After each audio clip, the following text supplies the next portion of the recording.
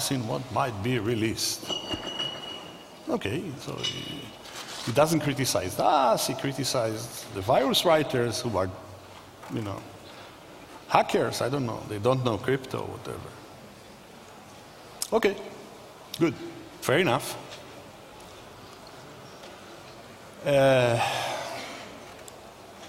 Some director in some funding agency told us, we do not consider these attacks as high priority or immediate. Okay. And then we had reactions to the reactions. I pointed out to some people that, you know, what we do is a kind of very cheap way to do denial of service using this power of asymmetric, of public key cryptography. Adam took the criticism a little bit more seriously and he said, wow, who needs to know cryptography? So he implemented a version of the active attack, this ransomware virus employing CAPI, Microsoft's cryptographic API. So to verify that you don't really need to know cryptography, you just call the API. You have to know the word encrypt, you have to know the word random. Good. I told him not to worry about such things and not to worry about criticism. Criticism is healthy and challenging, and that's fine. And I told him that you know, the only thing that really worries me is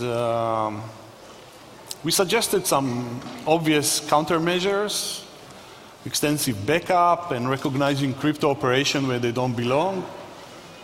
And I was worried that you know, the antivirus forces, those that claim to do antivirus, they don't pick on it. I don't see them getting ready to what we pointed out. So okay. So as a result, we had some other ideas, and we didn't even bother to publish them.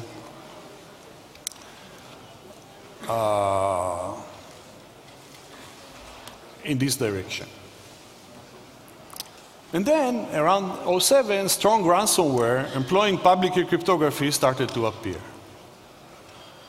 So virus spreading started using botnet, which is very similar to the password snatching channel that you don't know who is the attacker, and ransomware that asks you for money. So the conclusion is the bad guy's business is to try to make money, and they ignore recommendations from heads of funding agencies and book writers that write criticism of other books. Simply they want to make money.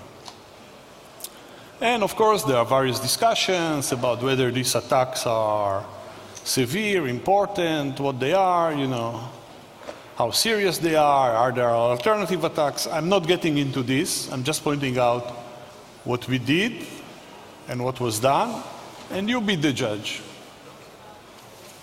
Okay? So this is the current state of affairs regarding these cryptovirological attacks. Okay? So then we kind of abandoned writing about cryptoviruses and concentrated more, and still concentrating on something that we call kleptography. So it's a play on words. It's a combination of cryptography and klepto, which is theft. So we noticed that in those malware designs, we always have kind of a crypto Trojan horse core that was doing cryptographic work. And then there was a spread mechanism that was a virus that was replicating through the system to get access. So at some point in the investigation, and we don't remember when and how and who, we raised the question, what if the crypto Trojan that does the crypto work, instead of putting it in a virus, put it inside the crypto system? And Simmons observed already in the 70s that certain ciphertext and public key values have redundant information on them, so they can carry information that was not intended. So we said, aha, maybe. So the thing that we try to investigate is if a crypto system is in tamper-proof hardware, which people thought to be the most trusted way to implement crypto system at the time, then no one knows what algorithm runs there. Okay? So the manufacturer of such highly trusted tamper-proof hardware, instead of putting the benign crypto system, the RSA crypto system, can put the Trojan crypto system.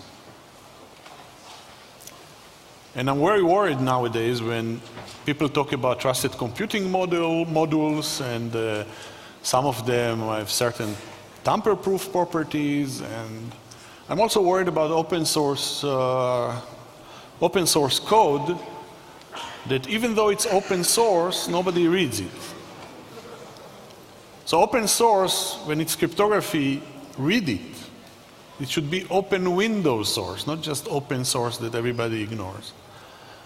The idea is, so the fundamental idea is that there are ways to implement cryptography in a way that looks to everybody like it is doing the right thing, but not necessarily so. So what we did as a first step, so we generated the crypto Trojan that runs RSA key generation, that randomly generates composite numbers n, which is really a multiple of two strong primes, p and big primes, p times q. It uses real randomness. It's not monkeying with the generator, weak generator, and things like this. It's really strong. And it looks random to everybody, and it is secure. So it has first proof of security that this is as good as any other RSA key that you generate. I'm talking just about the composite. But the Trojan's creator has a trapdoor that from n itself, namely the bits of n, it looks at n and it has an algorithm to read the factorization of n, written inside n. Any other reverse engineer cannot factor. Yes, we can. Yes, cannot factor. The attack is exclusive, and here you need a second security proof, security of the attacker, exclusivity of the attacker. So the bottom line is that you have to trust the producer of the tamper-proof hardware, or the producer of the software if you don't look at the software, not just the fact that the device looks good. Okay? So keep the bottom line in mind. I'm not going to cover this, it requires another talk. But keeps the moral of the story. And I will move to conclusion first. So I showed you several malware attacks, either general malware or Trojans. I mentioned just Trojans inside crypto systems. In each attack, the public key of the attacker was used by the malware to make the attack robust in some sense. Keep the attacker anonymous, hide the malware, what it is actually doing, this is the stealing, give the attacker exclusive ability to decrypt data, and so on. So it uses the cryptographic power of public key cryptography, a technology that was invented in the late 70s, in a very specific way. Some of the attacks were active in nature, like extortion or leaking the factorization of the RSA number. And some are passive, like hiding channels or